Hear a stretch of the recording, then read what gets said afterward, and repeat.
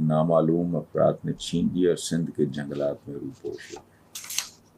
ہم زندہ قوم ہیں اور یہ ہمارے وطن کا نام ہے اسلامی جمہوریہ پاکستان۔ عجیب لگتا ہے، آپ کو بھی لگے گا، لیکن اس کا ایک اور رخ بھی ہے۔ پتہ نہیں کتنے بھوکے ننگے ہوں گے، انہوں نے ان کو آگے بیچ کے کو اپنے بچوں کے پیٹ پالنا، مجھے نہیں پتا کہانی کیا ہے۔ وہ جو میں ایک بات عرض کیا کرتا ہوں کہ یہ ایک پرو شر معاشرہ ہے، پرو خیر نہیں ہے۔ ایک ہوتا ہے پرو خیر معاشرہ جہاں خیر کا، خوبصورت کام کرنا، اچھا کام کرنا، نیک کام کرنا وہ بہت آسان ہوتا ہے، برا کام کرنا مشکل ہوتا ہے۔ ایک معاشرہ جب بہت تباہ برباد ہو جاتا ہے تو اس ایک ایسی سٹیج پہ پہنچ جاتا ہے وہاں اچھائی کرنا تقریباً ناممکن ہو جاتا ہے۔ مثلاً اب آپ دیکھو کہ کوئی ایکسیڈنٹ ہو رہا ہو، کوئی بندہ رکتا ہی نہیں ہے، کیوں نہیں رکتا؟ یہ نہیں ہے کہ وہ جانور بن چکا ہے یا اسے دکھ نہیں ہوا، نہیں، اسے پتہ ہے مجھے پھر کیا بھگتنا پڑے گا۔ یہ فرق ہے۔ مطلب ویسٹ میں آپ کہیں قطار سے ادھر ادھر ہونا ممکن نہیں ہے، یہاں قطار میں کھڑا ہونا ممکن نہیں ہے۔ بہرحال اسی طرح کی صورت ہے۔ محمد علی جناح کی آج 74ویں برسی منائی جا رہی ہے۔ سچی بات تو یہ ہے کہ ان کا تو نام لیتے ہوئے بھی شرمانی چاہیے، لیکن ہم چونکہ برسیاں، سالگرہ منانے، جلسے، جلوس، جشن، تقریبات، فلانا،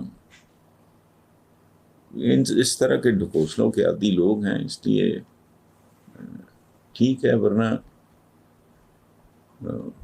آپ اگر غور کریں تو قائد اعظم محمد علی جناح کا تو آئی ڈونٹ نو، مطلب آپ اندازہ لگاؤ کہ اس ملک وہ بہت کامیاب بیرسٹر، وہاں پڑھے، چھوٹی عمر میں چلے گئے، ان کے والد کے ایک دوست تھے، وہ انگریز تھے، وہ لے گئے، ان کا تو 1 انچ وہاں انگلینڈ میں، حالانکہ ایسوسیشن ہوتی ہے، یادیں ہوتی ہیں، جہاں لڑکپن گزرا ہو، وہ جگہ ملک کے اندر ہو، ملک کے باہر ہو، جہاں بھی ہو، اس سے بڑی عقیدت ہوتی ہے، بہت محبت ہوتی ہے۔ Never.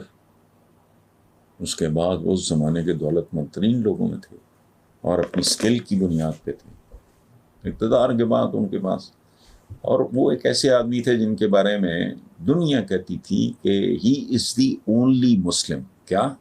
He is the only Muslim in the whole of subcontinent who is incorruptible and انپرچیزبل۔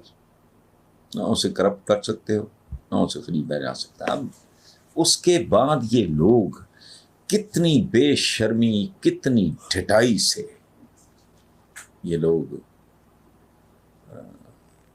ان کے وارث ہونے کے دعوے کرتے ہیں، جن کی جائیدادیں، جن کی لوٹ مار کے قصے آسمانوں تک مشہور ہیں۔